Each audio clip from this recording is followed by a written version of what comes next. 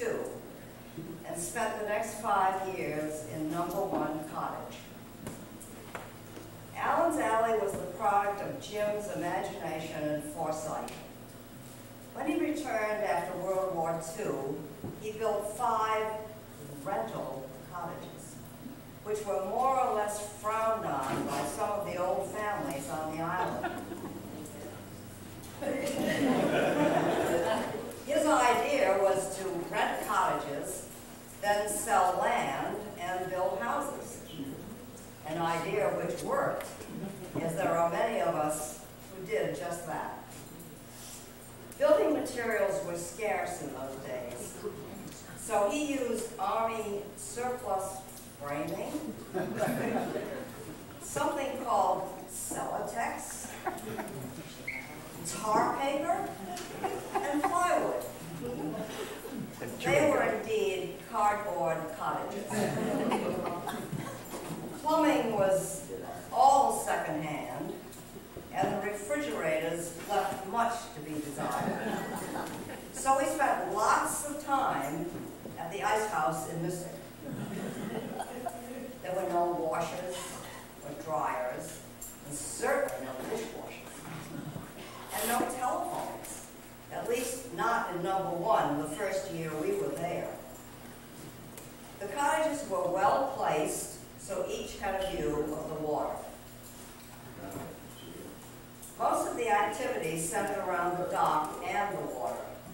There was a small sandy beach, which was hidden from the main road by sea grasses and bushes. One could sit on the beach and not be seen. The children had a small fleet of sailboats called guppies, not unlike the present-day opties, which they sailed up in the cove. None of us belonged to the yacht club then. The alley was a beehive of activity, children all over the place. In the evenings, kick the can was the popular game.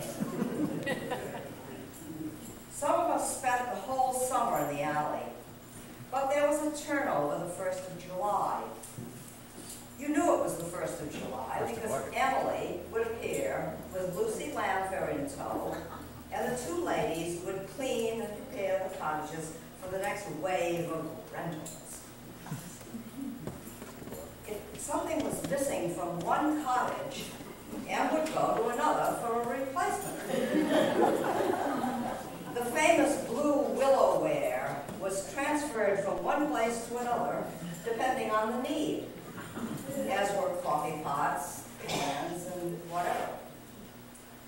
Once in a while, Emily would provide new curtains, which I understand she stitched herself. Jim was the plumber, and I have a vivid memory of him arriving in the alley on many a Saturday night, dressed in his famous ice cream suit. Some of you may remember that. He would tweak the valves of the artesian wells at the end of the alley because the water pressure was low or non-existent due to the heavy demand for showers for the Saturday night party goers. I might add that the only bathtub in the area was in the baker's cottage, which some people really envied. Early one morning in September 1954, I was wakened by a banging on the door, loud banging on the door. My friend Harry Shield was there and said, "Will, we're going to have a blow. I think you and Cindy should come up to our house." I realized he was very concerned about our safety, so I quickly said, "Give me half an hour." He frowned at me. He didn't understand the amount of gear a 9-month-old child required. But he said, "Okay." When he returned, the wind was howling, and the waves in the cove were whitecaps. By this time, most of the people in the alley had left. Although one lady, whose name escapes me, didn't leave soon enough and had to abandon her car, which eventually was completely awash. I was concerned about Cindy's milk supply, so during the eye of the storm, I walked down what is now Old South Road. The main road was underwater and 2 or 3 boats were high and dry.